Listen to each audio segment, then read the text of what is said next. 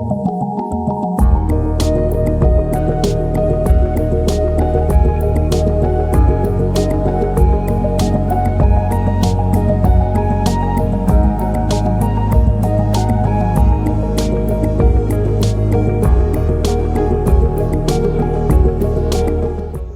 Back.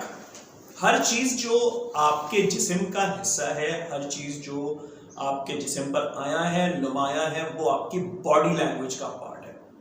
सबसे पहले हम उस चीज का जिक्र करेंगे जो सबसे इंपॉर्टेंट है इसमें, और वो है आपकी ड्रेसिंग। ड्रेसिंग भी आपकी बॉडी लैंग्वेज का पार्ट है। अब पूछिए वो कैसे?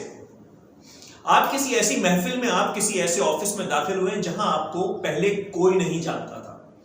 जब आप उस कमरे में, उस हॉल में दाखिल होंगे तो आपकी शख्सियत को ऊपर से लेकर नीचे तक देखकर वहां के लोग अपने दिमाग में एक इमेज बना लेंगे आपका लाशऊरी तौर पे कि ये शख्स इस घराने से ताल्लुक रखता है, ये शख्स इतना पढ़ा लिखा है या इतना समझदार है, और इस इंसान से हम इन चीजों की उम्मीद कर सकते हैं।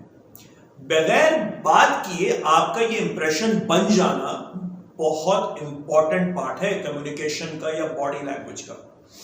तो हम इस चीज पर अबूर और कमांड कैसे हासिल कर सकते हैं? बहुत सिंपल है।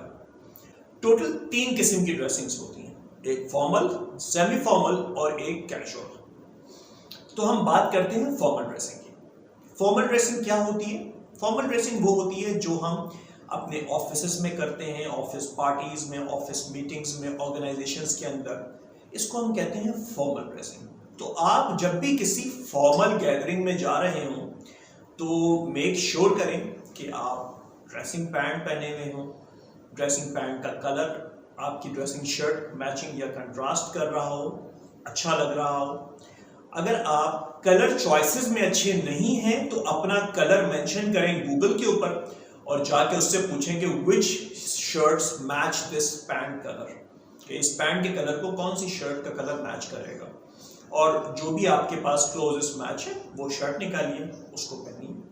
अगर आप टाई लगा रहे हैं तो टाई की भी पूरी अपनी एक साइंस है जिस पर एक पूरा अलग से कोर्स बनाया जा सकता है, और हम इंशाल्लाह फ्यूचर में ये भी करेंगे। तो आप टाई निकालिए, टाई सर्च करिए नेट पे कि इंटरव्यू के लिए जा रहे हैं तो कौन सी टाई ज्यादा मौजूद है, किस कलर की टाई पहनना ज्यादा मौजूद है, किस टेक्सचर की टाई पहनना ज्यादा बेहतर है। या आप ये लिख दीजिए कि मेरे पास ये स्ट्राइप टाई है, तो आप लिख दीजिए कि blue stripe tie, is it good for interview, वो आपको बता देगा। तो आपने एक फॉर्मल ड्रेसिंग अपना ली, शूज आपने पहन लिए, शूज को पॉलिश कर लिया। अब इससे आपका एक अच्छा एक इमेज क्रिएट हो गया, एक इमेज बन गया है कि आप एक फॉर्मल गैदरिंग के अंदर अच्छे से तैयार होकर जा रहे हैं। बाल भी अच्छे बनाने हैं आपको। अगर आपके बाल हैं तो आप जेल लगा लीजिए, अगर मेरी तरह आपके बाल नहीं हैं तब भी मेक श्योर करें कि आपका हेड कंप्लीटली शेव्ड हो, बिल्कुल क्लीन हो, छोटे छोटे बाल भी ना निकले हुए हो, बिकॉज ये आपकी शख्सियत को और अच्छा बना देगा। तो अपने बालों की फिक्र कर लीजिए, अपने नाखून तराश लीजिए। और एक चीज मैं जरूर ऐड करूंगा इसके अंदर, बाज दफा हम लोग जब किसी फॉर्मल गैदरिंग के अंदर जा रहे होते हैं तो हम परफ्यूम बहुत ज्यादा लगा लेते हैं। शायद हम लोगों को यह लगता है कि ज्यादा परफ्यूम से ज्यादा अच्छा इंपैक्ट पड़ेगा, तो ऐसा हरगिज़ भी नहीं है। परफ्यूम बहुत हल्का और धीमा लगाना चाहिए, क्योंकि ज्यादा परफ्यूम लगने से आपका एक नेगेटिव इंपैक्ट पड़ सकता है किसी गैदरिंग के अंदर। हल्की खुशबू आए आपके अंदर से, खुशबू आना इंपॉर्टेंट है, हल्की भीनी खुशबू ज्यादा ना हो, तो कभी भी ज्यादा परफ्यूम ना लगाइए। ये तो हो गई आपकी फॉर्मल ड्रेसिंग। अब अगर आप किसी कैजुअल अपने दोस्तों के साथ निकल रहे हैं तो कैजुअल की कोई इतने ज्यादा रूल्स एंड रेगुलेशंस नहीं है। आपकी अपना दोस्ताना तकरीब है तो आपको पता है कि आप शॉर्ट्स पहन के जा सकते हैं, जीन्स पहन के जा सकते हैं, बरमूडास पहन के जा सकते हैं। तो कंप्लीटली डिपेंड करता है कि आप किस किस्म की गैदरिंग के अंदर जा रहे हैं।